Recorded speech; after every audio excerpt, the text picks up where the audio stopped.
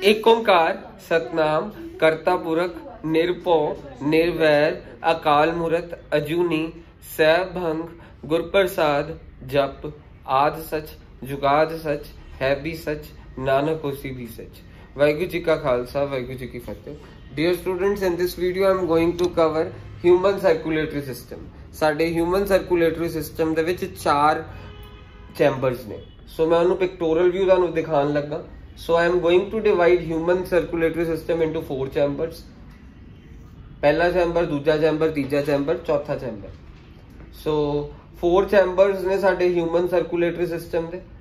पहला chamber is called, ए वाला chamber is right auricle. ध्यान नाल देखियो, ए राइट ऑरिकल, मैं आर ही लिख देता, ऑरिकल दे स्पेलिंग मैं इत्थे लिख देना AURICLE। आ वाला is right ventricle, ventricle they spelling मैं इत्थे लिखते, वेंट्रिकल आ हो गया। अच्छा, उस तो बाद चौथी ए वाला लेफ्ट ऑरिकल, ए लेफ्ट ऑरिकल हो गया, एंड ए वाला लेफ्ट वेंट्रिकल हो गया। इत्थे लंग्स ने, आ लंग्स ने इधर। सब तो पहला गंदा blood, deoxygenated blood means blood that is filled up with carbon dioxide, वो आंदा किथे है? वेना कावा दे थ्रू राइट ऑरिकल च। मींस गंदा ब्लड राइट ऑरिकल च आंदा। सो जदों गंदा ब्लड राइट ऑरिकल च आंदा तां राइट ऑरिकल की कर जांदा? पूरी तरह फुल जांदा, मींस ए एक्सपैंड कर जांदा। फिर जदों राइट ऑरिकल एक्सपैंड कर गया, फिर की होगा? राइट ऑरिकल इदा पिचकूगा, मींस ये पंप करूगा, क्योंकि हार्ट नु पंपिंग सिस्टम कहते। मींस पहला जिदा ये एक्सपैंड कर गया, फिर उस तो बाद की करूगा? प्रैशर दे नाल सारा खून ऑरिकल च जिन्ना आया, एक प्रैशर क्रिएट होगा, सारा वेंट्रिकल च आ जाऊगा। सो हुण इत्थे सारा ब्लड आया, वॉल्व खुल जाता है। ये वॉल्व केड़ा? ट्राइक्यूस्पिड वॉल्व। आ वाला वॉल्व खुलेगा जदों ब्लड इत्थे पूरी तरह भर जूगा। वेना कावा दे थ्रू गंदा ब्लड आ रहा, वेना कावा दे थ्रू डीऑक्सीजनेटेड ब्लड। गंदा ब्लड मतलब ये नहीं कि कोई जहर है, गंदगी पई है, नहीं। कार्बन डाइऑक्साइड फिल्ड ब्लड नू डीऑक्सीजनेटेड ब्लड कहते। वेना कावा दे थ्रू आंदा है राइट ऑरिकल। राइट ऑरिकल पहला पूरी तरह एक्सपैंड कर जाता है, फिर प्रैशर क्रिएट होता है, ट्राइक्यूस्पिड वॉल्व खुल जाता है, ते सारा डीऑक्सीजनेटेड ब्लड कित्थे चले जाता है? सारा डीऑक्सीजनेटेड ब्लड राइट वेंट्रिकल च पहुंच जाता है। सो ये याद रखना। फिर राइट वेंट्रिकल, उस तो बाद की होगा? राइट वेंट्रिकल इतना कॉन्ट्रैक्ट करूगा।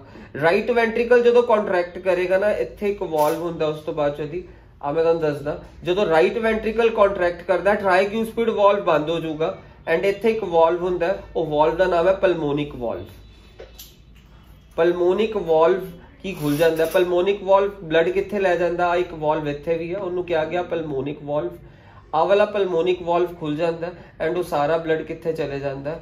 पल्मोनरी आर्टरी तो, यानी सारा गंदा ब्लड पल्मोनरी आर्टरी लंग्स दे विच ले जाती है। पल्मोनरी आर्टरी सारा गंदा ब्लड लंग्स दे विच ले जाती है। सो मैं तुहानू एक बार क्विक रिव्यू दस रहा है कि गंदा ब्लड कौन लेके आया? Vena cava. वेना कावा सारा गंदा ब्लड कित्थे लेके आया? Right auricle. फिर राइट ऑरिकल पहला की आ गया? सारा कुछ की हो गया? इत्थे पूरी तरह ब्लड भर गया। जदों ब्लड भरिया तो मीनस एक ही होया, मीनस इत्थे ब्लड भर रहा, रिलैक्सिंग स्टेज है, इनू असीं कहांगे डायस्टॉल। स्पेलिंग लिख रहे हैं डायस्टॉल, डायस्टॉल। फिर उस तो बाद जो पिचक जाऊगा, मीनस ए पिचक जाऊगा, सारा ब्लड ट्राइक्यूस्पिड वॉल्व खुल जाऊगा। जो आप पिचकता है ना, ट्राइक्यूस्पिड वॉल्व खुल जाता है, तो इत्थे एक वॉल्व होंदा पल्मोनिक वॉल्व, ये बंद हो जाता है। ट्राइक्यूस्पिड वॉल्व खुल जाता है, ते पल्मोनिक वॉल्व बंद हो जाता है, पल्मोनिक वॉल्व बंद हो जाता है। फिर मीनस इंदा सिस्टॉल होया, ब्लड इत्थे आया, उन्होंने जो इत्थे ब्लड भरिया जाता उन्होंने डायस्टॉल फेस कहते हैं। वो की होगा? Ventricle diastole. सो मैं तुहानू दस रहा। फिर उस तो बाद सारा ब्लड जो ए सिस्टॉल होगा, सारा गंदा ब्लड लंग्स दे विच चले जाएगा। फिर वो गंदा ब्लड इत्थे की होगा? डीऑक्सीजनेटेड ब्लड इत्थे ऑक्सीजनेट होके कित्थे आऊगा? लेफ्ट ऑरिकल दे विच आऊगा। लेफ्ट ऑरिकल च लेके कौन आंदा है? Pulmonary vein.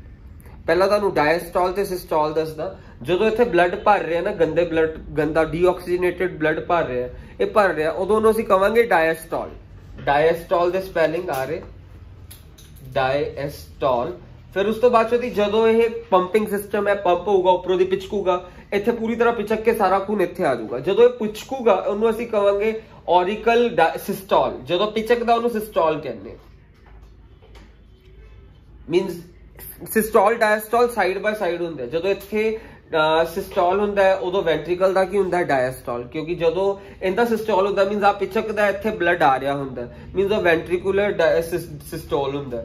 ਮੀਨਸ ਜਦੋਂ ਔਰੀਕਲ ਦਾ ਸਿਸਟੋਲ ਹੈ ਉਦੋਂ ਵੈਂਟਰੀਕਲ ਦਾ ਡਾਇਸਟੋਲ ਹੋਊਗਾ, ਜਦੋਂ ਔਰੀਕਲ ਦਾ ਡਾਇਸਟੋਲ ਹੈ ਤਾਂ ਵੈਂਟਰੀਕਲ ਦਾ ਸਿਸਟੋਲ ਹੋਊਗਾ। ਫਿਰ ਉਸ ਤੋਂ ਬਾਅਦ ਜਦੋਂ ਬਲੱਡ ਇੱਥੇ ਜਦੋਂ ਵੈਂਟਰੀਕਲਸ ਦਾ ਰਾਈਟ ਵੈਂਟਰੀਕਲ ਦਾ ਸਿਸਟੋਲ ਹੋਇਆ, ਮੀਨਸ ਆ ਵੈਂਟਰੀਕਲ ਹੈ ਨਾ ਰਾਈਟ ਵਾਲਾ, ਜਦੋਂ ਇਹਦਾ ਸਿਸਟੋਲ ਹੋਇਆ ਮੀਨਸ ਇਹ ਪਿਚਕਿਆ ਸਾਰਾ ਬਲੱਡ ਪਲਮੋਨਿਕ ਵਾਲਵ ਦੇ ਥਰੂ ਕਿੱਥੇ ਗਿਆ ਪਲਮੋਨਰੀ ਆਰਟਰੀ ਦੇ ਵਿੱਚ ਸਾਫ਼ ਹੋਣ ਲਈ, ਆਕਸੀਜਨੇਟ ਹੋਣ ਲਈ। ਇੱਥੇ ਆਕਸੀਜਨੇਟ ਹੋ ਕੇ ਸਾਰਾ ਸਾਫ਼ ਬਲੱਡ ਆਕਸੀਜਨੇਟਿਡ ਬਲੱਡ ਪਲਮੋਨਰੀ ਵੇਨ ਦੇ ਥਰੂ ਸਾਰਾ ਲੈਫਟ ਔਰੀਕਲ ਚ ਆ ਜਾਊਗਾ। ਪਲਮੋਨਰੀ ਵੇਨ ਇਹਨੂੰ ਲੈਫਟ ਔਰੀਕਲ ਚ ਲੈ ਕੇ ਗਈ। ਜਦੋਂ ਇੱਥੇ ਬਲੱਡ ਭਰਿਆ ਜਾ ਰਿਹਾ ਉਹਨੂੰ ਅਸੀਂ ਕੀ ਕਵਾਂਗੇ, ਉਹਨੂੰ ਅਸੀਂ ਕਵਾਂਗੇ ਡਾਇਸਟੋਲ। ਫਿਰ ਜਦੋਂ ਇੱਥੇ ਪੂਰੀ ਤਰ੍ਹਾਂ ਬਲੱਡ ਭਰ ਜੂਗਾ ਨਾ ਇਹ ਕੀ ਕਰੂਗਾ, ਆ ਵਾਲਾ ਔਰੀਕਲ ਲੈਫਟ ਔਰੀਕਲ ਪਿਚਕੂਗਾ।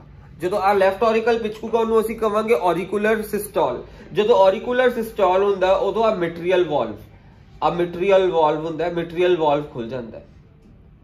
ਮਿਟਰੀਅਲ ਵਾਲਵ, ਇਹ ਮਿਟਰੀਅਲ ਵਾਲਵ ਖੁੱਲਿਆ ਸਾਰਾ ਬਲੱਡ ਕਿੱਥੇ ਆ ਗਿਆ ਇੱਥੇ ਲੈਫਟ ਵੈਂਟਰੀਕਲ ਚ। ਜਦੋਂ ਇੱਥੇ ਬਲੱਡ ਆ ਰਿਹਾ ਤਾਂ ਅਸੀਂ ਉਹਨੂੰ ਕੀ ਕਵਾਂਗੇ ਵੈਂਟਰੀਕੂਲਰ ਡਾਇਸਟੋਲ। ਫਿਰ ਜਦੋਂ ਬਲੱਡ ਇੱਥੇ ਆਇਆ ਬਲੱਡ ਇੱਥੇ ਭਰੂਗਾ, ਜਦੋਂ ਪੂਰੀ ਤਰ੍ਹਾਂ ਇੱਥੇ ਬਲੱਡ ਭਰ ਜੂਗਾ ਫਿਰ ਆ ਪਿਚਕੂਗਾ, ਉਹਨੂੰ ਕੀ ਕਵਾਂਗੇ, ਜਦੋਂ ਆ ਪਿਚਕੂਗਾ ਉਹਨੂੰ ਕੀ ਕਵਾਂਗੇ ਵੈਂਟਰੀਕੂਲਰ ਸਿਸਟੋਲ। ਜਦੋਂ ਆ ਪਿਚਕੂਗਾ ਤਾਂ ਇੱਕ ਵਾਲਵ ਹੁੰਦਾ ਇੱਥੇ ਉਹ ਆਇਓਟਿਕ ਵਾਲਵ।